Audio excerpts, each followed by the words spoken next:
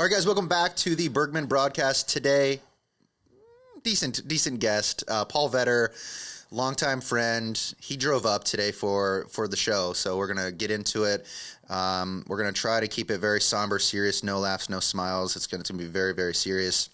A little background on Paul, just so you guys have some context. Currently, right now, he's the Chief Experience Officer and co-founder of VXIT. It is an acronym. It is an IT company. We'll get into what the acronym means and the story behind it. I hear it's an incredible story. Incredible story. We are on the edges of our seat for this one. And then a little bit more information about Paul. He describes himself as an entrepreneur, an advocate for mental, physical, and spiritual health, and most importantly, a loving husband and father to two. Yes. So, Paul, thanks for coming up. Thanks for the drive. Yeah, man. And we'll get right into it. I'm excited. We were joking right before, or we were still rolling, and we were talking about each other's socials and how he just got a cold plunge. And I feel like I have to mention cold plunge in every conversation I have in life now. Definitely. He said he just ordered one, blah, blah, and he didn't know I had one, and I asked if he was looking at my stories because I posted every morning in it.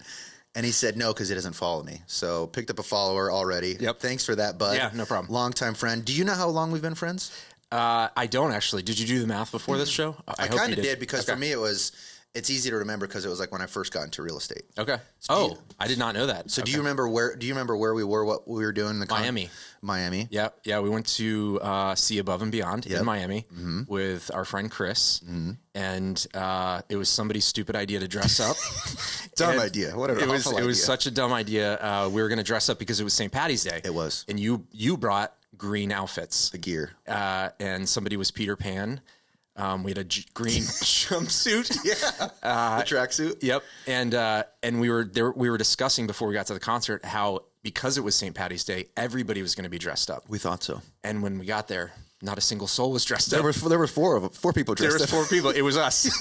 It was us. Which I still find like really interesting if you're going to a show on St. Patrick's Day, how people don't show up. But wasn't that the night like you and Chris met? Like a GoDaddy rep or someone in like the corn dog line or some kind. Yes, yeah. There was some weird story with that, right? It ended up being like a big client or something. Yeah, so he owns an IT consulting company as well, and he met a GoDaddy rep and apparently like was able to negotiate some deal with this vendor who he buys domain names and manages domain names. So he like managed to get this deal from this guy that works at GoDaddy in the corn dog line. In the corn dog line. Yeah. Yeah, and I love corn dogs, so like that's why I remember that story. And I remember those were big ass corn dogs. Yeah. So that was an awesome weekend. The first time that you and I met, Robin came with you, and I remember like so your wife. And when we were like planning the event, it was like, so I know Chris, you know Chris, that's our mutual friend, and Chris was like, hey, our buddy Paul's gonna go, and it's like cool, it's like a guys bros thing, and then Paul brings Robin or like asks about it, and then it was like, I guess this is cool. Like, I guess. And then Robin's like a bro. Like, Robin was one of the bros. She's broed with us at these, we've done that, 4 or 5 years in Miami. It's the precursor to Ultra. Yeah. So for those of you listening, Ultra is that mega weekend in Miami. We go to like the more adult version, the Thursday before, just not as crazy. I think we're all a little bit older to be in that scene. Yeah, a little bit. And it's been pretty cool to like track the progression of like when that first year we went, we all stayed together in that one. It was like a smaller house. I remember we were on the second floor because it had like an overlook balcony, and then all went general admission. Yep. And had a great time. And every year we've gone beyond that. It's like we've elevated the experience. And I think it was year 3 where we did a general admission night, and then we all stayed that second. This is when Matt was with us. Yes. Yep. And then did the VIP, and I don't think we've turned back. No. Yeah, you don't do those things and not do VIP anymore. No. Yeah. And that was a wild. Do you remember doing like the smoke bomb alleyway entry thing? Yeah, you mean something almost highly illegal? Yes, So I grew up, I'm one of those like rule followers. I grew up like I was always the kid in the back going, "Hey guys, do you think this is a good idea?" Like that was me that night. Yeah, I don't like to get in trouble. I'm kind of like a people pleaser. I think that's what I tie that to. Yeah, me too. So. Yeah, no, absolutely. It was dangerous, and I can't believe we did it. But it was cool. But those events are fun, and I'm glad that brought us together. Yeah. And it's actually, so you have your phone because we just realized that both of our names in our phones are not what our actual names are. Yeah. Do you want to get your phone? Yes. And see what you have me saved as? Yes, for sure. I'll pull yours up and I'll show you. What if I just pulled you up and it's just the number? It's not even saved. He didn't even save my contact list. So I forgot. I knew your name started with a B and reminded me of like burger or something like that. Okay. And so this is what I saved you as. Shane Burger Meisterman. That was, and then I have of course, the photo, the magnet. Yep. And it's on your fridge. I saw that this morning. It's on my fridge. So yeah, that's what you're Burger Meisterman. Yeah. Burger Meister. I actually like that better than my name I was given. I wish I could change it, but that's a hard one. What is your last name? Bergman. Okay. So a few extra syllables there, minus a couple letters. I mean, you nailed it, dude. Right. At least, so on yours, I have it as it's Paul Sticky Bun. Oh, so I didn't even try your last name. Is there a story behind that? Was it the dinner that we had? Yeah. That night? Yeah. Okay. So we had bao buns. Yep. That night. Okay. Exactly. All right. Yeah, good memory. That's amazing. So we did and I think that was your first time getting those bao buns. It was. There. And then, I just never changed your contact because that's how I saved you. I was like, this is how I'm going to remember this guy. That's amazing. Sticky Bun. Yeah. And I've lost some weight since then. Even like today, I hadn't seen you. I guess it's been maybe 2 years. A year and a half, maybe. Something like that. Yeah. And then I was like, the last time I saw you, you were fat. And then it's true. It is true. It's accurately true. And so right now, like you're doing 75 hard for the fourth time. Yep. Day 59. Mm-hmm. You want to like talk about that journey a little bit? Yeah, let's do it. That's pretty sweet. I know you're huge into that. So 59 days in, you want to like briefly talk about what that is, what 75 hard is in the most condensed format? Yeah. So if you haven't heard of 75 hard, you can Google it, but basically it's a mental toughness program. Andy Frisello was the guy that invented it. He owns a supplement company called First Form out of Missouri. And he basically, after hearing James Lawrence, the Iron Cowboy, the guy who did complete animal. He did 50 Ironmans in 50 days in 50 states.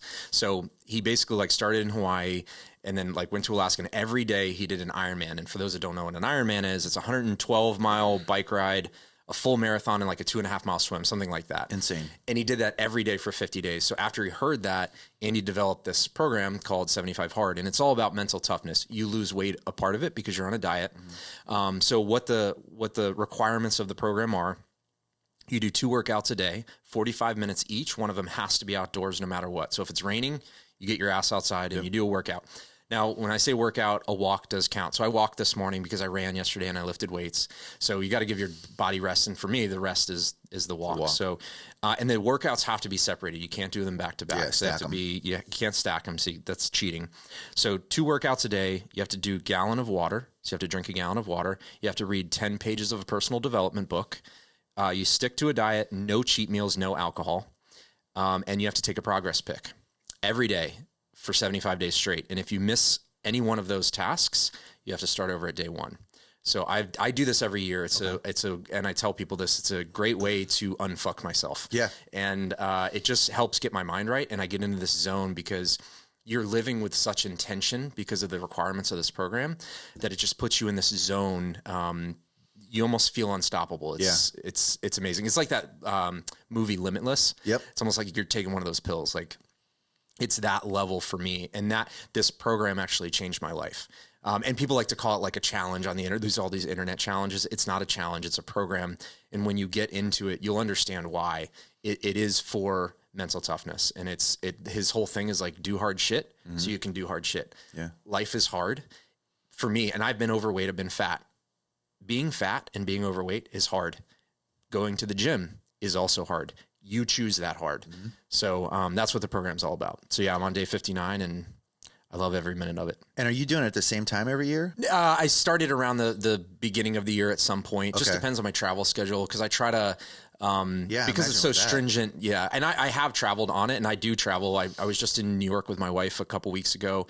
We went to go see Josh Groban and Sweeney Todd. I took her up there for the weekend. It was great. But and my wife actually does it with me. She's done it every time with me. And actually the one time we tried to do it separately, that's the only time we've ever failed this program. So we both got like a week or 2 in. So you're like accountability partners with accountability. And it is accountability, but it's also support. Because we have 2 kids, we have an 8-year-old and a 9-year-old. Like it's a lot, so I get home, usually she's done with her tasks or most of her tasks. So I get home, I do most of the cooking. So I cook dinner. I still got to get a workout in. We got to do the kid thing, get them bathed and story time and all that stuff and in bed. So just having the support of each other is is insane. Yeah. And are you doing the second workout like before you put them to bed or after? Usually after. Yeah. Because I try to maximize that family time and minimize me being out of the house. Yeah. Because the kids, especially as they get older and especially this time, when they heard that we were going back on 75 hard, they're like, oh, this sucks. Like they didn't want us to do it because they know that it is time consuming. Yeah. But what they don't realize, and they'll realize later, is I'm laying a good foundation for them. They're seeing me work out. So like yesterday I was on my run and I was running down the road. I was probably like 2 miles in and they were leaving to go to school. Robin was taking them to school and they roll down the windows and they're yelling at me on the side of the road and I'm waving and stuff like that. So supporting you on it. They see that, but they do see that it is a time commitment. So it's a little unfortunate there, but they also don't see that I'm being more intentional to spend time with them.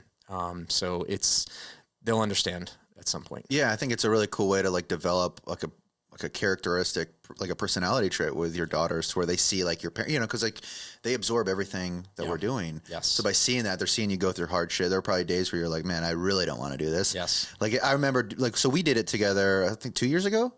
2 or 3 years ago. You're the one that turned me on to it. I think you gave us all the book. Yep. Right, as a gift, and then we all did it together. I was just telling Alex about it, how like we celebrated our 75th day by doing the half marathon on South Tropical Trail, hotter than fuck. It was brutal. That was a really, really tough run. That was one of the hardest runs I've ever done. It was real hot, man. We had our buddy Jamie. Yeah, That's right. He brought a bike, and had he not brought extra water, I would have tapped out. Like I couldn't have made it. I was done. And then we got to the finish line and your wife had like you and all your friends like surprise us at the finish line with balloons and stuff like that. It was amazing. That was a really cool like way to finish it. And I haven't done it since, and like talking to you about it today now, I was like, man, because wasn't it last year you did it with a group or? Yeah, I do it I had my employees. I had some of my employees do it with me. And it's funny, the two that did it with me, I was like, hey guys, Rob and I are gonna do this again, and they're like, yeah, we're good. Yeah, we're not gonna do it. Yeah. Man, so I mean, it inspires me to kind of like want to get back into it. I think when I did it, this is gonna sound bad, but I thought the alcohol part would have been the most challenging, like just not drinking. Yeah. And it was maybe a week into it, then I was like, I don't need it. I don't want to drink. I have like no desire to drink anymore. Yep. And it's just like I think over time, when you kind of lose the callus of not drinking and you start drinking into your routine, because I know there was a point where you and I like had talks about like the way we would drink alcohol and the way we would do it. So like, I think both of us, I would have to, maybe I'm assuming a little bit, but like the alcohol portion, was that challenging to get into? Initially, yeah. And that's one of the reasons, and we can go down that rabbit trail. That's one of the reasons why I started this program, because I found myself at a point in my life, probably about 5-6 years ago, I did not like myself. I did not like the path that my life was going. And one of the main driving factors was I was using alcohol to cope with life, to cope with stress, to cope with building a business. It was my only escape. I was using it as an escape. And I was like probably a borderline, or I was an alcoholic at that point. And I've gone to therapy. I've done a lot of deconstructing on why I was drinking. And right now it's not as big a deal in my life. I haven't planted that flag, and I'm pretty honest with that. Like that's a hard flag to plant. Drink. Yeah, I'm like, hey, I'm never drinking again. Yeah. But what I will say, the last year, the work that I've done around that, like I've basically decoupled my life from all the reasons that I would drink or needed to drink, and I've understood why that was, and it's not that big of a deal. I've like minimized it in my life, and right now I don't have any desire to drink because I haven't hit my goal. I have a goal weight. I have a physique in mind that I want to hit, and I'm not there yet. I feel good, and you look great, dude. Thank you. What's your goal weight? So my goal weight, I think I had it at 185 when I was like over 200 pounds. I got my heaviest at one point in life. I was 243. Okay, which is big. I'm 5'11". 243, Paul. Yeah. So I was. That's why I called you Sticky Bun. Exactly, and that's perfect because that was fitting. So I got down to 220. And then I started 75 hard for the first time. And then I got down to about 190. I was like, oh man, I think I should get down to like 180, 185. And, I'll have like a flat stomach. I'm not chasing like six pack abs. I don't need to be ripped, but I just want like a flat stomach. I just want to feel good about that. And then I got there. I was like, oh crap, I don't have a flat stomach yet. So I'm like, so maybe 175. And I'm starting to approach that. And I'm like, man, I still got some work to do. So I think I need to get down in like the 170s. Gosh. And then I'm going to bulk back up a little bit because I don't want to look like super skinny. Because my wife, it was encouraging me around this because I don't consider myself an athlete, but I'm I am pretty athletic, and I am an athlete. Like we do sports and stuff with my employees. Like we play indoor soccer. We're going to play volleyball Tuesday night, and I do run a lot, just like yourself. And I lift weights, so I'm very, very active. But yeah, I'm going for, at this point, like longevity. Like I wanna live a long life. I want to live a healthy life, and I want to be a good example for my kids. So my goal weight right now is I need to see 170, see what I look like there. You're at you said 185. Right I was 178 this morning. Jeez. Yeah, so I got like 8 or so pounds, but we'll see. We'll see. It's so when you start to dive into that world of like bodybuilding and weightlifting and all that stuff, like you learn like there's cutting and there's bulking and there's body recomposition and stuff like that. So yeah, I'm just trying to I'm still playing with that because I'm still learning about it, and I'm trying to get up. My diet that I'm following on 75 Hard, I'm counting all my macros. Yep. So I'm like getting all my protein in, and it's just it's a lot of work. There's something like when people are heavier, and you weren't like massively overweight, right? You're just like a little bit bigger than what you are now. Like I joke with you saying you're fat and all these other things. But there's like people that say when they lose all that weight and then like they're at a skinnier frame, they say the first thing they get back is like energy and rejuvenation. Like, have you experienced that kind of change? Yeah. My body, just when I'm walking and carrying myself, bending over, everything's different. Like I'm more flexible. I'll throw this out there. So my wife has been on this journey with me. She's lost a lot of weight as well. Our sex life, like it changed completely when we both lost. I mean, collectively, we've both lost over 80 pounds together. And like when that happens, I was going to ask for a picture. Everything changes. I mean, as you're talking about it, I'm just like, my timing was off, but sorry, go back into this. After we're done recording. So you got any pics, man? Yeah. Wait, of me or my wife? Both. Perfect. So sex life has been great because it like everything changes. Like everything changes. And I again, like my motivation is my kids, my family. I want to be healthy, and that's alcohol. Yeah. Like it's literally poison. It's fun to drink, and I love to drink. Yeah. But it's literally poison, and it's not gonna. It's not going to help me meet my goals. It's not going to help me be a good father. It's not going to help me be a good husband. I used to think that, I'd have a drink and I could a little bit more fun. Yes. Loosen up a little bit. It's not the case. No. And then the last thing on the 75 Hard thing, and we'll kind of move on. So 2 kids, you're on a pretty strict, maybe not too strict of a diet. You're counting your macros. Yep.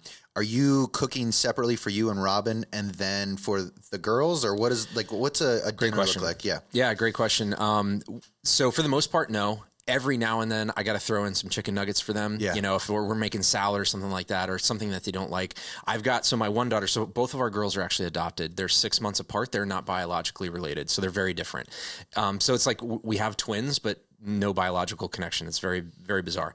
But one is a meat eater. Like she would just eat steak and cheeseburgers all her life for the rest of her life, and one doesn't like meat at all. I like her. It's crazy. So Gwen, when she goes to a restaurant, literally she orders a steak, and sometimes they don't have like a kid steak, so I gotta buy her like an adult steak. Like, so she's sitting in front of a 16-ounce ribeye, and she'll eat the whole damn thing. That's awesome. Yeah, it's amazing. Crushes it. But then my other one will order like a Caesar salad. Like that's so different. Yeah, it's so different. So anyways, so for the most part, we are trying to encourage them to eat healthy. And we do eat the same thing. So Robin's doing keto. Okay. She has something called polycystic ovarian syndrome, PCOS. That was actually one of the reasons why we couldn't have kids, and why we ended up adopting our girls. And so she struggled with her health in that regard. She has thyroid issues. She's been on thyroid medication for a very long time. And so she's doing keto because that seems to help her. Yeah. And I'm doing the macro counting and trying to get in the protein and stuff like that. So for the most part, we eat the same things, but because we're trying to instill good habits. But like I said, every now and then I got to throw in the chicken nugs for the kids. And they're what you said, 7 and 8, or what's this? So they're 8 and 9. 8 and 9. Yep. So yeah, of course they're gonna want what they want. They'll probably.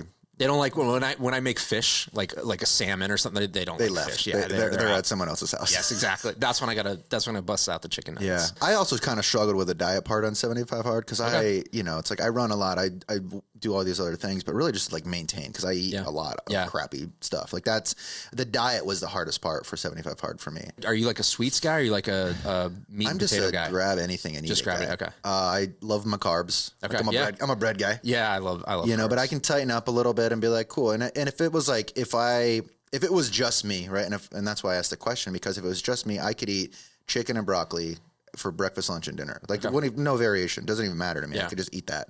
But then it's like my wife would no longer want to eat with me. So then I'd be that. And then my kids now, you know, they're 4 and 2, and the hell if they're going to have anything to do with broccoli. Yep. Chicken, maybe. Yeah. If it's a nugget and fried. Exactly. But that's it. So that's awesome, man. I'm looking forward to you finishing up that journey. Do you have something in plan for when you finish on day 75? Yeah. So there's actually 3 30-day phases that include in the program. So it's actually a year-long program. So you do the 75 days, and then you do a 30-day phase, a 30-day phase, and a 30-day phase. That last 30 days, you actually butt up against your original start date, so that if you fail, so it's a year. So if you fail that last 30 days, you have to start the whole year program over again. So it's like brutal. I saw someone, and it just made me think of this this kid that I actually went to high school with. His name is Royce. Okay. And Royce, I think, is a year younger than I am. And I remember when he did 75 hard and then did like the continuation thing. Yep. And then he started posting on his stories about how he did Murph. Yes. And he has done Murph every day for like, I think he's on day 560 or something. Oh my gosh. Yeah, you got to check him out. He owns a CrossFit gym. I think he's still in Tucson. So I grew up in Tucson, Arizona. Okay. I think he's still out there. But he tracks it every morning, and it's weighted too. It's a weighted Murph. It's like the legit Murph. Oh my gosh. That he's done every day. Could you imagine doing that every single day for? No, so I would love to do a Murph. I can't do pull-ups though. I could do like 3 pull-ups. I did a Murph, and I did it weighted, but I had to do assisted pull-ups because I can't do pull-ups, and that's something that I want to work on. So that's coming up on Memorial Day. I've done it every year with Jamie for the last 4 or 5 years. That's awesome. We just do it in my garage, bang it out real early. That's awesome. And then finish it out. I think I'm trying to remember my time. It took me like an hour and a half. It was ridiculous.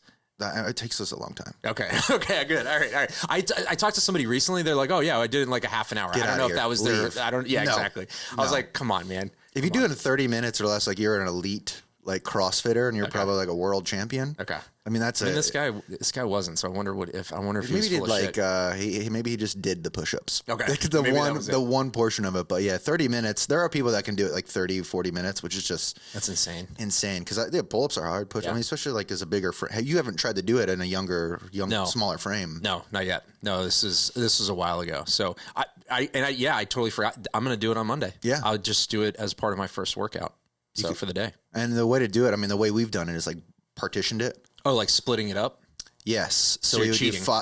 Are you cheating? No, I don't think so. I think that's just a strategy. I think you have freedom of strategy on it. Okay. So I want to say it was 5 pull-ups, 10 push-ups, 15 squats.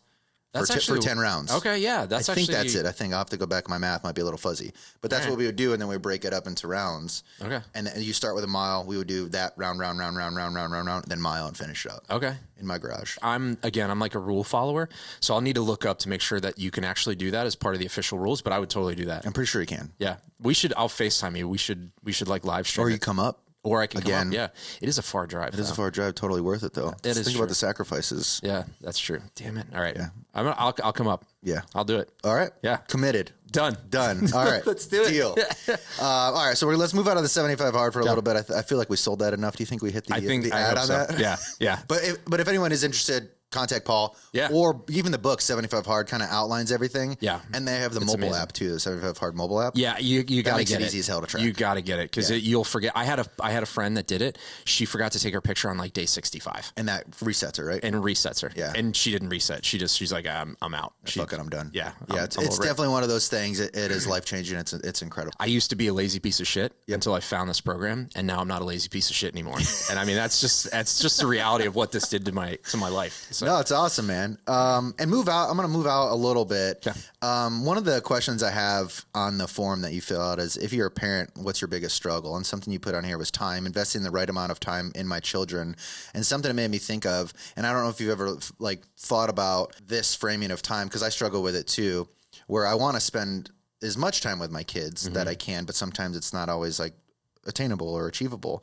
And I recently read something where it talked about like view time with your children, quality or quantity, like which one should be more important, right? So it's the quality of time that you're spending with your kids, not the amount of time. So true. And that like changed the way that I viewed it, because it's like I want to sit there with them, but then if I'm like on my phone or responding to emails or whatever it may be, like, am I really with them? And that goes all back to being like present with your kids. Yes. And is that kind of something that you 100% really been like intentional about? Yeah, 100%. And even so recently I finished a book. I need to get a copy. I was gonna bring you one. I got to get an extra copy, but I just read a book about it's called the nurtured heart approach. And it's all about that, like the quality of time and the input that you're putting into your child.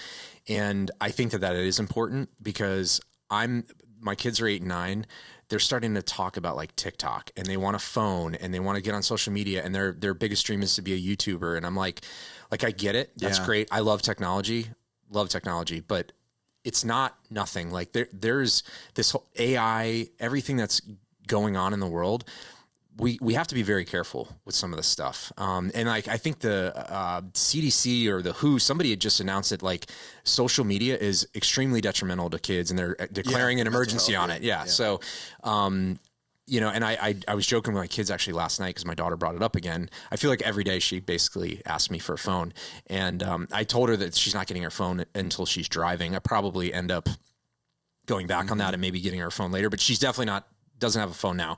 They do have an iPad, but it's always locked in a safe. We use it for like airplanes. They get it on the weekends from time to time. But I don't want them to see the obsession that is the phone thing. And I'm really fighting hard. And that's actually, so that's why I didn't follow you on Instagram, because I got off all social media. I remember, like 2.5 years ago, 4 years ago, I think I deleted my Facebook. 2.5 years ago, I think I got off Instagram. But I just I recreated an Instagram because I wanted to follow some of the accounts like Andy Frisella and some of the accounts that actually like bring positive things into my life. And I learned from, you know, Ed Milet and some of this, Seth and Melanie Studley of Anatomy of Us podcast. If I'm on Instagram, I want to see that stuff because it actually positively affects my life. So, but I definitely don't want to see, or I don't want my kids to see that I'm just addicted to this device, because we all are. Like, and I sit, man, when I go out to date night with my wife and I just see couples like sitting there on their phone, it's depressing, sad. Man. It's sad. It's so sad. Like, what do you guys do to about that? Because I'm the same, where I like will see me on my phone, and it's almost like you don't even realize you're doing it, and you're like, oh fuck, what? And then I have to like snap out of it and be like, I need to put this away. Yeah. But it's becoming like more and more habitual, especially like the more like content I'm putting out, and I try to respond to comments, and it's like these are just excuses as to why I'm on it, and I know like what I'm doing in my mind. Yeah. So it's like I've had to put my phone on Do Not Disturb. I think it goes on at 6 p.m. Yeah. And as soon as I'm home with my kids, like I just put that shit away, and I try to not touch that phone until after bedtime, which is about 8:30. It's hard though. I find myself every single day like wanting to grab it, wanting to look at it, and it's just like that's crazy. It is. I can't even imagine like with children. Because they are just, their faces are buried in it. Yeah. Imagine, I don't know what it's going to look like for them in 10 years. Like when my daughters are 18, 19, like how things are going to progress. My daughter just recently made a box for me. So, cause I wanted to put like my phone away. So when I come home, you know, I put my phone in that box. I love that idea. You're an entrepreneur, like running a business, like you're just on and you're constantly inundated with emails and texts and stuff like that. Things have gotten better for me as my company got bigger. So I have, it's me and my business partner. I think we have 26 employees now. So there's almost 30 of us. So I have the right people in the right seats, you know, handling a majority of things, but things do come up and I have to kind of be on call or, you know, on all the time and available. But what do you have to be available for? So I kind of want to talk about that. You said it's an IT company, VXIT. So let's break that down. Yeah. It's an acronym. It stands for something. It's an IT company, which I don't think anyone understands at all. Yep. So like, let's jump into the acronym, the story, and then what you actually do. All right. So I own what's called an MSP, or a managed service provider. Okay. And what we do is we provide an outsourced IT department for businesses where it doesn't make sense for them to hire in-house IT staff. So generally speaking, our target market, or the majority of our clients have between 10 to 200 employees. So in that range, it doesn't really make sense to have like 1 or 2 full-time IT guys on staff. So you outsource everything to us. So we manage servers. We run a help desk. So if hey, I can't print, hey, I can't send an email, they call into us. I run like a little miniature call center. Okay. And then, so we have everything from support all the way up to strategy. So we're acting basically as their CIO. Or CTO in the business, where we're sitting down with the business owners and putting together a technology budget. You know, hey, you got to replace X number of computers. We got to upgrade your server. You know, what type of technologies are you rolling out? We have to have those strategic business conversations around technology. That's essentially what we do. Our company's called VXIT. We were actually birthed out of another company, and that company was a marketing company. They were doing software development and marketing. They grew to a certain point where they actually needed an MSP, or needed that type of engagement from a partner. And that business owner, he said, well, I'm not going to hire an IT company. I'm just going to start one. So he called his cousin who was doing the same thing up in Jersey. And he said, hey, why don't you move down? Let's get a business started. I had known this guy for many years. So we all got together and we're like, let's start this thing. And basically we started with an anchor client. So there was no like investment. There was no like money. Like a great big client. We just we had one client, and that was January 2015 when I came on board. And it was just me and my business partner, Craig. And we were servicing this client, Levitas, and which was our sister company. That company being a marketing company, and the owner of that company being a marketing genius. I mean, he guy's got a really good marketing brain. He wanted a cool 4-letter domain name that was available. So he was just like getting on and just picking anything and random names that sounded kind of cool. And VXIT.com was actually available. So when we started talking, I was like, hey, what does VXIT stand for? He's like, I don't know, but we'll figure it out. We said that for like 3 years into the business. We could not figure out what the heck VXIT or VX was going to, because IT information technology. So for years and years and years, we went back and forth, and we finally landed on vision, execution, information technology. Now, ironically, execution starts with E, but we highlight the X. So that was our way, and it's a funny story to tell. And it's not all over our branding. It is a cool name, and because, and this is, I kind of get on my soapbox for my industry and what I do, but traditionally speaking, people that do what I do are nerds. Yeah. They're caves and trolls, or trolls and caves, and they're nerds, and what they do is not very sexy. Like what we do is not very sexy. It's not sexy. So having been birthed out of a marketing company, our branding, like what we do, the experience actually tends to look a little sexier because we have that marketing background, and I care about the customer experience. I don't care just about the technology. We're very people focused. That's kind of the whole story there. So that's what we do. So we, like I said, we have almost 30 people now. We're headquartered in West Palm Beach, and we have clients in 12 states as well as overseas. And we service almost every industry. But you've done a really good job at what you just said, like making an industry that's like not really that sexy into like something cool. Cause like I've seen your office space, like the things you guys do, like even your branding, like I guess I didn't realize it had like a marketing edge to it, which now makes complete sense because like they've done really well from a branding aspect. Yeah. When we met 7 years ago, to go back to the beginning question, I don't think I ever answered on the show. But were you weren't, it wasn't VXIT then, or was it? It was. It was 7. Yeah. And it was like maybe early in the phase then. Yeah. So it was either early in the phase. If the math adds up. So it was right when we first started. But ironically, our buddy Chris that introduced us, I was working at another IT company prior to that. And how we met was I ended up stealing one of his customers, and we went out to lunch to discuss like me stealing his customer. And when I say stealing his customer, like we had to discuss a transition. So basically that customer was fed up with his bullshit, and then they hired us. So we had to go out to lunch and like figure out that transition. And over lunch, we became friends. We realized we had a lot in common, and so it's kind of a funny story how I'm actually now even sitting here because that's how that happened. And so when did you and Chris meet then? It was like a year or two before that. It was not that long before that. And then he just randomly invites you and allows your wife to go on this bro trip? Yeah, we had known each other for a little while. We had been hanging out for a little while, but previous, we had just become friends that pretty recently. And I guess I never asked those questions either because like the way you guys were, I figured you were like forever. And I'm like, man, both these nerds in this IT business, like probably went to school or whatever, the fucking, however you get your credentials for that. I just assumed you guys knew each other forever. No, we had just recently met. Yeah. And, but that, like I said, I mean, for all intents and purposes, we're competitors. I don't want to say enemies, but we were competitors, and over one lunch, we became friends. It was amazing. He's another guy like you, like hard to not like. Yes. Right. Like charismatic. Yep. Has a lot of like cool stories to talk about. Like just like good dude, overall good dude. Yeah. And then like one of the other questions, and I'm like segueing in and out of this, was like getting into what you do. I always love knowing like how people get into the industry that they're doing. You said like I was an IT guy before. Yeah. But like that's probably like not entirely true because you weren't doing it in high school and then into college or like. Actually, that's the funny thing. So this is kind of a testament to who I am. So I actually I built my first computer when I was about 12, 13. My neighbor built a computer. He built a gaming computer and he started gaming. And I thought, why you were it's like a Bill Gates thing, right? Yeah, totally. Black shirt. Exactly. Yeah. I like that we matched here. I didn't build a computer though. So, and when I say build a computer, it's really not that hard to build a computer, but I mean, I did it. I saved up my allowance and stuff like that. I built it. So I wanted to build a gaming computer. So I did that around 12, 13, and I saw him do it. So I copied him. He helped me out a little bit, and I kind of fell in love with computers. And, from time to time when I was like 15, 16, when I first got my driver's license, my dad was delivering mail in Palm Beach, and he would have like random businesses or people like, oh, my computer's broken. He's like, hey, my son's into that thing. He can do that. So I would go over randomly and, they give me $20 to fix their computer, get a virus off or whatever.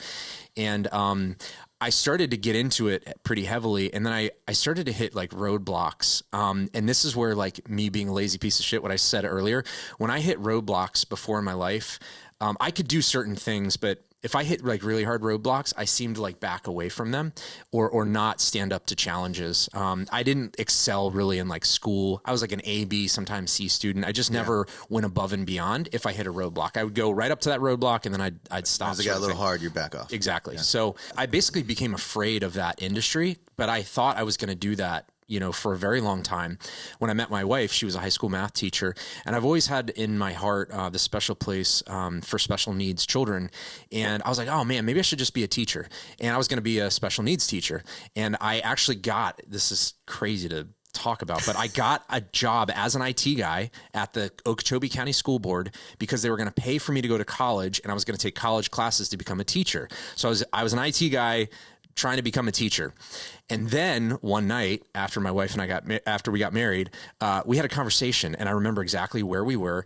We were by our house, and she goes, yeah, I think I want to stay home. I want to be a stay-at-home mom. And I was like, that means I can't be a teacher because they don't make that much. No. So, I stopped schooling to become a teacher, and I was like, you know what? I'm just going to stick it out, and I'm just going to do IT. What year was this, just for context? So this was 2006. Okay. Around 2006, 2007. So yeah, I started as an in-house IT guy. So that means I was in an IT department at a company, and I worked in a few different industries, but I started as an in-house IT guy. And then I actually started, in 2009, 2010 as an MSP IT guy, so an outsourced IT guy, and they're very different worlds. You're doing the same things, but there's a different pace to being an outside consultant versus an in-house resource. It's just a different pace. Cause like when we start our day at VXIT, we're managing 60 different companies across 12 states and overseas. We have no idea what we're going to come in against. It's like a very reactive industry almost, right? So we're fighting fires every day on the support side. Our strategy side is to help mitigate and stop those fires from even starting. But we come in, we have no idea what's going to break that day. So we're just firefighting all day. That's nuts, man. And we're doing it for 60 different businesses. When you're an in-house IT guy, you have a little more time to focus on one business and one industry. We're doing it across almost every industry across 60 different businesses. So in 2006, that's when Robin said she wanted to stay home full time. Yep. And so at some point when we had kids, yeah. And then this is when you guys kind of talked about like starting a family. Yep. At that point, what were you were married? Yeah, we had just gotten married. We were kind of like talking about the future. So we didn't know when we wanted to have kids, but she expressed the desire to stay home when that happened. And I was like, okay. And then did you try to do have kids for a bit, and then it just the adoption route ended, or because I know it's also in your family too. Like there are other people that have adopted, right? Yeah. So I have two adopted siblings from China. My parents are actually full-time foster parents. Basically, we didn't try to start having kids right away, but after a couple of years, we tried to, and then realized we couldn't. And I was actually working at a church, at a mega church down south. And when I say mega church, for those that don't know, it's a large church. And I was in the IT department, and we had a staff meeting every week. And at the staff meeting, that church sponsored a foster agency next door. And basically, I heard the executive director came over. He told a story about how he fostered and adopted his children, or some of his children. And I was like, holy crap, that's what we should do. And it was a natural thing because I had adopted siblings and whatnot. So I was like, oh yeah, this is what we're going to do. And it was amazing. So we did foster care for 7 years total. And 5 years total. And we had a total of 7 kids go through our home, including our 2. And the goal of foster care is for the parents to get their shit together. So when your child enters the foster care system, it's because you as a parent have failed in some way, shape, or form. Okay. So a lot of the cases, like drug related, domestic violence, things like that. Goes to jail, whatever. Yep. Yeah. Your kids are removed from you. They're put with a foster family, hopefully a good foster family. And then the court says, hey, you have to do X, Y, Z to get your kids back.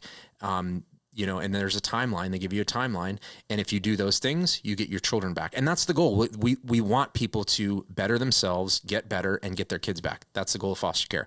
Sometimes the parents don't get their shit together and the kids go up for adoption. And most of the time, or some of the time, it's the foster family that gets to adopt them, especially in our case, because we had the girls since birth.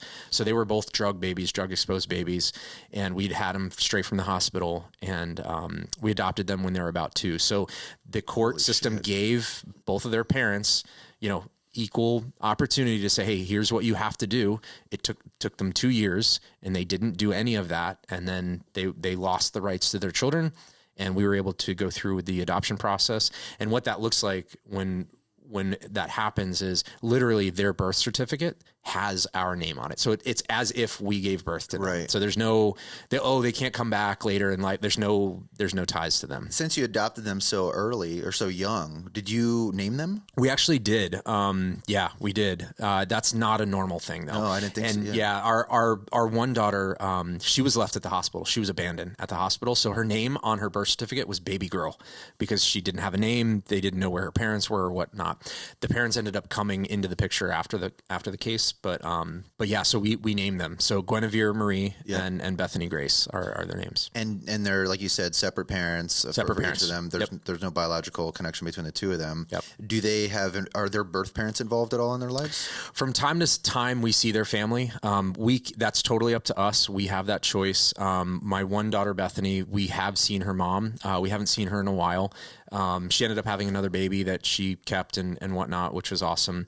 And then Gwen, my other daughter, we actually just on Wednesday night, so today's Friday, Wednesday night, 2 nights ago, went to one of her half-sisters' graduation. So she graduated high school, and we got to see her grandma, and she got to meet her great-grandma and great-grandpa for the first time and saw her other half-brother, her uncle, who's like 15. It's crazy. There's just like, yeah, it's crazy. So is that Gwen or which one? That's Gwen. And she's the older one? She's the younger one. So she's 8. Yep. And which one's the meat eater? Just for Gwen. Okay, Gwen is the meat eater. Yeah, got it. Yep. All right, cool. Yep. Man, I've never talked to you about that stuff. Yeah. And it's always one of those, I think, like from an outside perspective, like I feel like it's like a delicate thing to talk about. And it's like, I never want to be like, hey man, your kids don't really look like you. Yeah. Yeah. So, and that's so those that don't know, so I have a black daughter and a biracial daughter. Yeah. They don't look anything like us. And my wife and I are white. So yeah, so we get looks, and it's an interesting thing, especially given the climate and what's happening. Yeah. I can't even imagine, dude.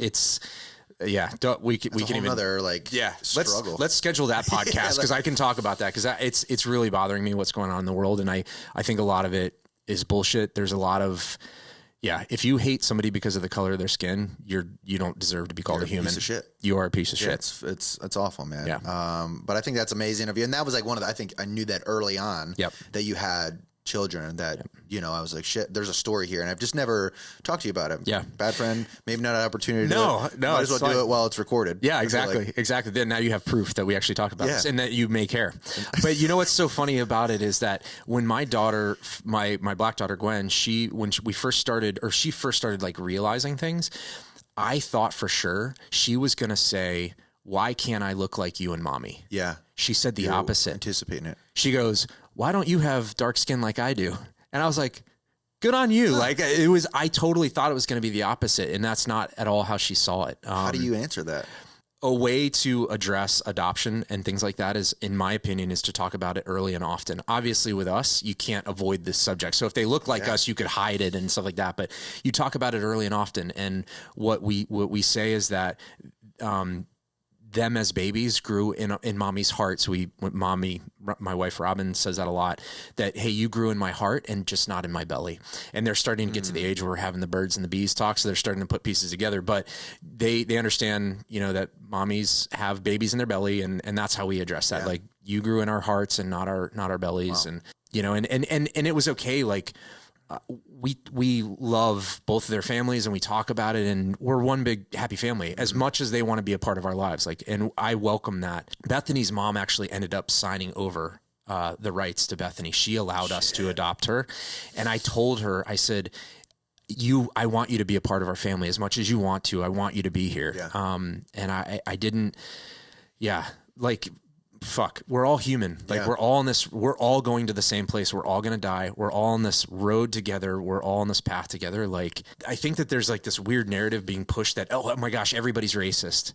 We're not. Yeah. We're being taught that. We're being told that. It just, and we don't need to ignore it, but just, there's a lot of bullshit. Again, let's schedule that podcast. Yeah, I mean, that's one of those things. It's an awful thing that's happening, and I hate seeing it.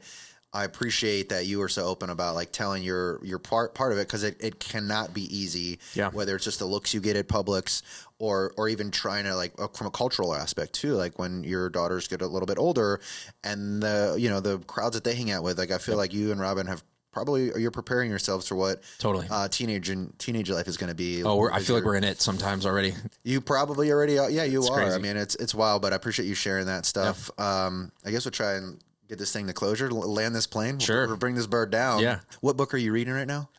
So I'm reading a book called The War of Art by Stephen Pressfield. Okay. Yeah. And it's pretty good. How many books have you crushed through since doing 75 Hard? I think this is my 7th book. The 7th? So you're doing way more than 10 pages a day. Sometimes I do, yeah. But and I like, this book is actually on the smaller side. Somebody recommended it, so yeah. There's like a comic. It's a graphic novel. Damn it. No. It's like a pamphlet you get in a Happy Meal. Yeah. Actually, I met somebody, we visited some friends in Tennessee, and this guy was on 75 Hard, and he'd done it a few times, and he showed me this book that they read from time to time, and he's, I guess, reread it because it's like really short, and it's only like a couple paragraphs on each page, so it's basically like his cheater book, and I was like, come on, man. Come like, on, bro. Yeah. You're only cheating yourself. Yeah, exactly. So it was funny. But yeah, this one was small, which I'm thankful for. No, it's good. And then what is your like cadence of reading? When are you knocking that out? I try to do it in the morning, if I can, but sometimes I can't get it in because I need to get my workout done first thing in the morning, because then once my day starts, like I go hard. And then I'll just do it at night. I'll lay in bed, and that's the one thing. Like that's an amazing thing about like not drinking alcohol the way I was. Mm-hmm. Like I would let alcohol take away my mornings and my evenings from me, because, if I drank, I'm not going to sit and read a book at night. Like you don't have the mind to do that. And then if I drank that night, I ain't going to wake up early to do the shit that I need to do, working out and reading and stuff like that. So, it's amazing not drinking alcohol, what life has gotten back, or like what I've gotten back from life: time, money, quality time with my wife and kids. And, it's been amazing. Not waking up feeling like a piece of shit. It's amazing. That sucks. Yeah. And then we'll end on the quote that you dropped. I don't know if you remember the one you wrote down. I actually don't. Okay. I'm afraid. I'll remind you. It's a really good one. Okay. Or maybe we'll just do the advice that you've been given, because you did a really good one. So what's some great advice you've been given that changed the way you think? You answered win the day. Yes. You want to elaborate on that just for the closing remarks? Yeah. So that was actually the first podcast that I listened to from Andy Frisella, and he laid out basically a framework to win the day. And his whole point was like, all you got to do is win today. Mm-hmm. Just win today. And actually, I think that's going to be my next tattoo. I'm like probably going to get it tattooed across my chest here, but not my chest. Maybe I want to do a lion, but I want to get win the day tattooed. Maybe I'll do it on my arm or something. But, all I have to do is win today. And what does that look like for me personally? It means not drinking like an asshole, not eating like an asshole. It means getting my workout done, executing the tasks that I need to get done to grow my business and move it forward, to show up for my wife and my kids as a good husband and a good father, and just win the day. Just focus on that day, because anxiety comes about worrying about the future, and then depression comes about worrying about the past. So you gotta be present and win the day. I don't even want to say anything after that, and I feel like you should just close it. But Paul, thanks for joining us. Paul, thank you, man, so much. Appreciate your time. Appreciate just sharing your story, educating everyone out there, that because no one knows what IT actually means, and they probably still don't. But you did a pretty good job at explaining it. I appreciate that, and I don't. Same thing with realtors. Like I don't know that we need you, or I don't know why you guys exist anymore. I don't even know. Sometimes I mean, why do you think I'm here right now? Not even sure what I do. But I appreciate you guys making it through. I know it's a painful face to look at over here. But really inspiring. I'm proud of you for doing 75 hard for the 4th time. Thank you. I will see you on Monday for Memorial Day, and we do it early. So you got an hour and a half drive. You better get on the road at like fucking 3:30. That's going to suck. So we're going to knock that out on Monday. And appreciate everything about you guys. Yeah, man. So thank you. Thank you guys for watching. Thanks for listening to Paul's story. We'll see you on the next one.